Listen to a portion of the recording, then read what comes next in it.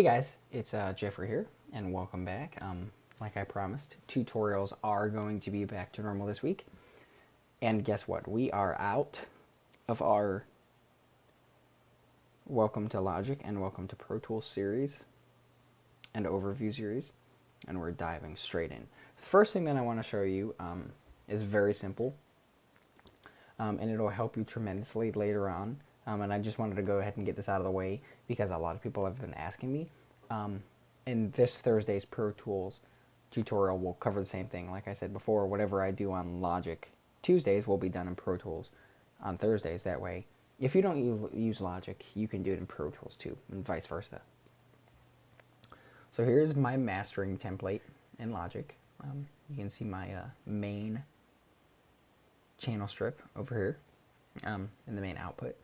And this is kind of just a starting point of where to start. Things that I found are key in mastering. And of course, you're going to adjust the overall levels based on whether you know what genre of music you do. Because I do primarily trailer music or orchestral music, Christian music, stuff like that. So these are basic just starting points. So in the mastering chain, the first one is a multimeter. And that's just because, let me go ahead and import a track real quick. Music.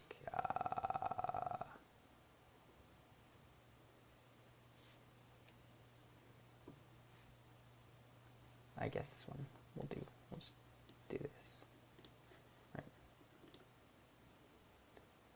We'll go ahead and turn this down to, just because I like to see what's going on the screen, and that allows me to do that. It tells me whether I need to pan it more left or more right. It tells me the correlation, the balance in the left and right in the stereo master. Right? Turn it off and it doesn't do that. The next thing that I like in my chain is a channel EQ. And I found a great starting point. I'm not going to, play this song with this going on because this song is already mastered. It's just for reference. And I found a good starting point. The channel EQ is actually the final mix rock.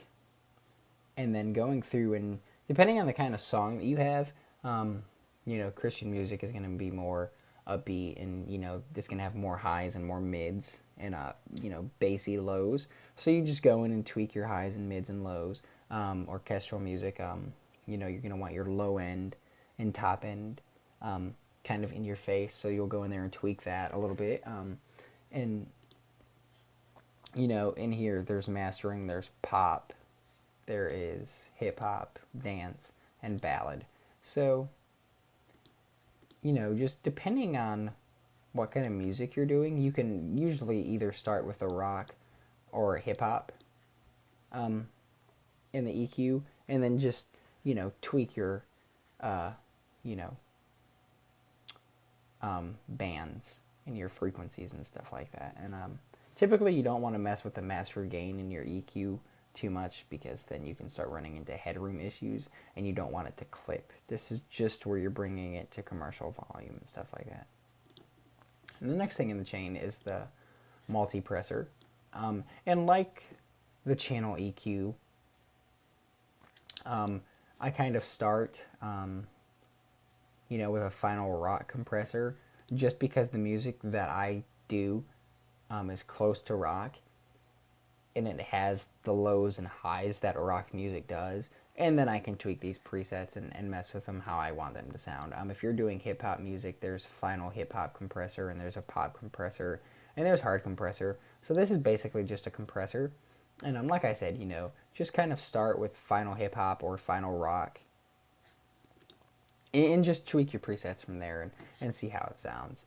And I've found that this template that I'm showing you can work for all styles of music. You just got to find the presets within these plugins that can make your song sound the best for your genre. So after the multipressor, the next one is the linear phase EQ. And like the channel EQ, this covers the other frequencies that the channel EQ doesn't. You know, you 200, 500, 1200, 3500, and 10,000 hertz frequencies. And, you know, like I said, just kind of start on rock or any of these. Just choose the closest one to the style of music that you're doing, and then just tweak the presets. You know, because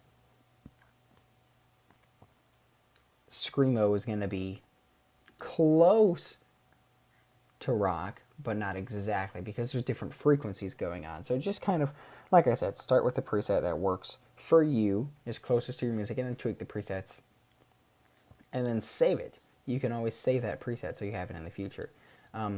The next one, I'm just running the Platinum Verb and Logic,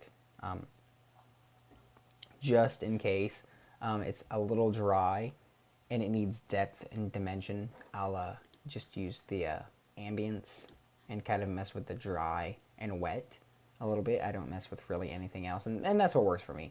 This works with a lot of styles of music, the ambient setting, because you don't want, you know, a big room or a church. This is just to dampen it a little bit and give it more dimension. And then after that is the add limiter. And typically, I will just do the average limit and just to mess with the gain and the input scale. The out ceiling, you typically don't want to mess with, because that'll cause problems in your with your compressor, and it'll clip and stuff like that. So just typically start with average limit or add density and mess with the gain and the input scale.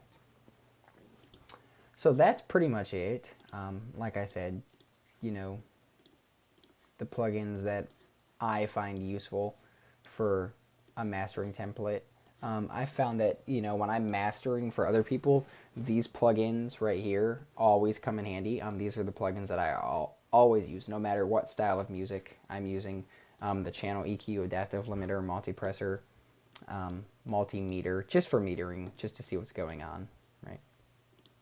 And the linear phase EQ. Just like I said, you know, start with presets and find what sounds good, you know. And mastering is an art in itself. Of course, you're gonna, when you turn a preset, a plugin on and tweak your levels, you're gonna want to turn off other plugins just to see what's going on and what's affecting and stuff like that. And that's good, because you have to learn how to master just right. It's not just how to master really good and you turn a big volume knob up. If anybody out there gets that reference, I did the voice thing horribly wrong. So just start with these plugins and you know, find some presets that are close to kind of what you want, and just tweak them and save them. That way you can have them in the future. So I hope this was very helpful for you, and, you know, feel free to ask me any questions if you want. You know, I've learned that it's better to ask questions than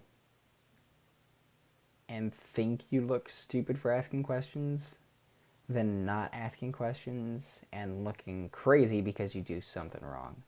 I learned that in school, and I learned that the hard way. So it's always better to ask questions.